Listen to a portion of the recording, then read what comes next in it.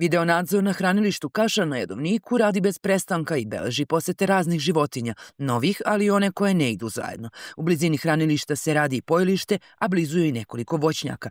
Pa su životinje osetile da sve imaju na jednom mestu. Kada su gladne i žedne, izgleda da ne smetaju jedne drugima. Sad te supovi jedu, dođu vukovi, jedu medvedi. Prethodna godina je bila aktuelna, posebno pojavili se šakali prvi put. Na kamerama se pojavili i na hranilištu, što cijeni se da tamo gdje se pojavljuju vukovi da nema šakala. Međutim, evo to pobija tu svoju teoriju. Imali smo čak na jedan snimak gdje se pojavljuju medvedi i vuk zajedno. U društvu, za drugim u koloni, idu i prelaze preko hranilišta. Novina je bila prethodne godine i suri orao, koga smo, ja mislim, već i pominjali ranije, ali mladunac je došao, a za njim i oba roditelja. Na hranilištu je primećen jedan novi medved, nemarkiran. Praćenje markiranih pokazuje da oni lako za noć pređu sa jedne na drugu planinu, ali po dolascima na hranilište zna se i koliko se pripremaju za zimu i da li će biti jaka i duga. Međutim, da svi medvedi prespavaju zimu, to je zabluda. Procena je da čak petina uopšte ne ide u zimsku hibernaciju. Medved Miloš je u trećoj godini hibernacije, trećoj godini praćenja i hibernacije, nakon što je ga majka odbacila, on je 4 brloga imao. Boravio je u 2 pećine i u 2 brloga koja je napravio. Znači, zima popusti malo, on se pokrene, probudi se i krene.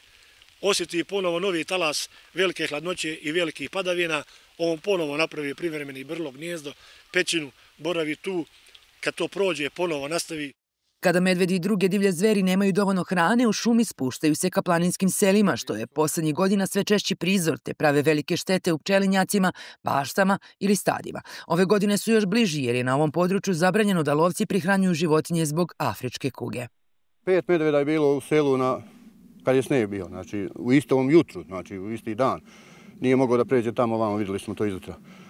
Za 3 godine 16 ovaca ima štete, narod ne smije, znači ko je stariji, on ne smije da i čim sumrak veće, ne smije niko iskiće da izađe i to je veliki problem. Kako je životinjski lanac ishrane strogo precizan, činjenice su i da na njihovu migraciju i ponašanja utiču klimatske promene, koje su jedan od uzroka što neki medvedi uopšte ne spavaju zimi ili što se neke druge životinje na određenom prostoru pojavljuju.